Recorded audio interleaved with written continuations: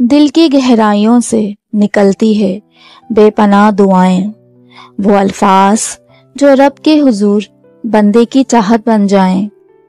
क्या हर दुआ का एक खास वक्त होता है? क्या रब की रहमत के दरवाजे हमेशा खुले रहते हैं?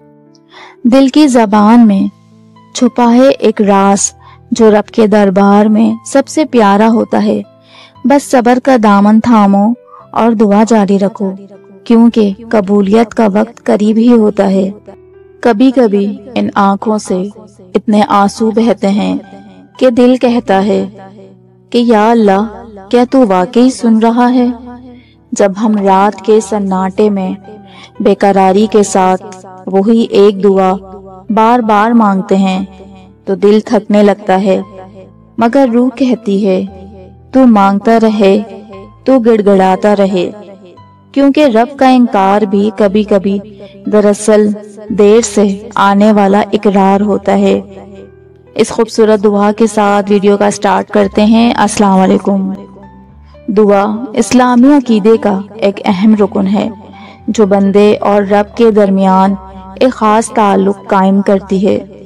लेकिन सवाल ये है कि क्या हर दुआ का एक मुकर्ररा वक्त होता है, और क्या दुआ की कबूलियत का दारो मदार सिर्फ वक्त पर ही है?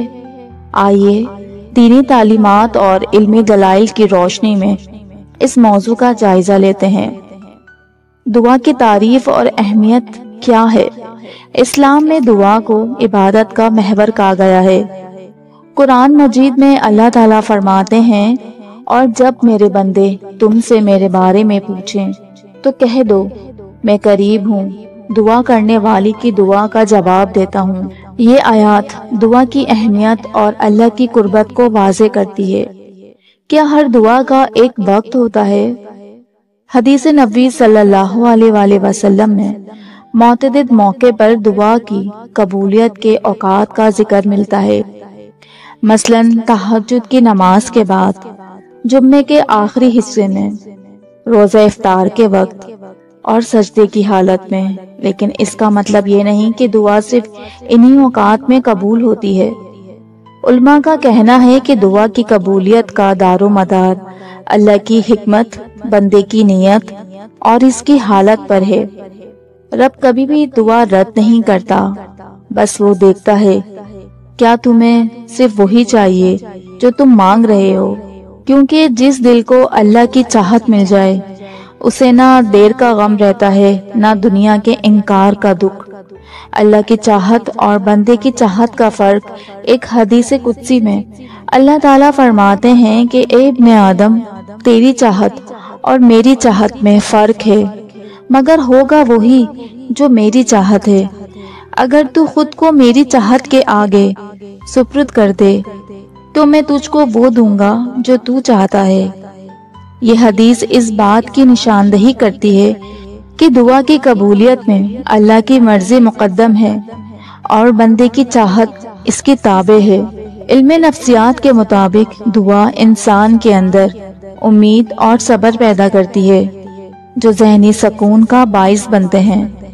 इसके अलावा दुआ बंदे को अल्लाह की तरफ रुजू करने और अपनी गलतियों का एतराफ करने का मौका देती है, जो रूहानी तरक्की के लिए जरूरी है। आपकी बेपनाह दुआएं, आपकी टूटी हुई रातें और वो सजदे जिनमें सिर्फ सिसकियां थीं, ये सब जाया नहीं जा रहे। अल्लाह खामोश है, मगर वो लिख रहा है। हर आह, हर आंसू इसके अर्श पर नक्श हो रहा है। हो सकता है आपकी दुआ का वक्त बस करीब हो सकता है कि अल्लाह चाहता हो आप दुआ के जरिए उसके और करीब आ जाएं। कभी कभी दुआ का कबूल होना इतना जरूरी नहीं होता जितना जरूरी दुआ के बहाने रब का कुर्ब हासिल करना होता है। दुआ की कबूलियत का एक मुकर्ररा वक्त तो हो सकता है, मगर असल बात यह है कि दुआ की कबूलियत अल्लाह की हिकमत और चाहत के मुताबिक होती है। बंदे को चाहिए कि वो सब्र और यकीन के साथ दुआ करता रहे, क्योंकि अल्लाह ताला का वादा है कि वो अपने बंदों की दुआएं सुनता और कबूल करता है। लिहाजा दुआ की बेपनाह ताकत को पहचानें, اللہ کی چاہت کو سمجھیں اور یقین رکھیں ہر دعا کا ایک وقت ہوتا ہے جو اللہ کی رحمت کے قریب ہوتا ہے۔ دعا وہ روشنی ہے جو اندھیروں میں چلتی ہے، ہر آنکھ کی نمی میں امید کی صورت پلٹتی ہے۔ رب کی رحمت کے سمندر میں ہر قطرہ قیمتی ہے، بس صبر کا دامن تھامو، قبولیت قریب ہے۔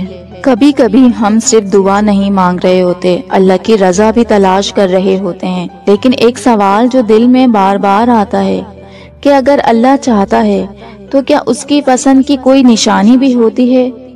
اگلے پیغام میں ہم دیکھیں گے کہ جب اللہ کسی چیز کو قبول کر لے تو اس کے کیا اثرات آپ کی زندگی میں نظر آتے ہیں۔ دعا کے بعد اگر سکون آئے تو سمجھ لو اللہ نے پسند کر لیا ہے۔ اگلے پیغام میں ہم اس کی پسند کی نشانیاں جانیں گے، وہ نشانیاں جو بتاتی ہیں کہ اللہ نے آپ کی بات مان لی ہے۔ تو آئی ہوپ آپ کو یہ ویڈیو پسند آئی ہوگی۔ میری اس ویڈیو کو لائک، چینل کو سبسکرائب اور آگے بھی شیئر کیجیے گا۔ ملتے ہیں نیکسٹ ویڈیو میں۔ اللہ حافظ۔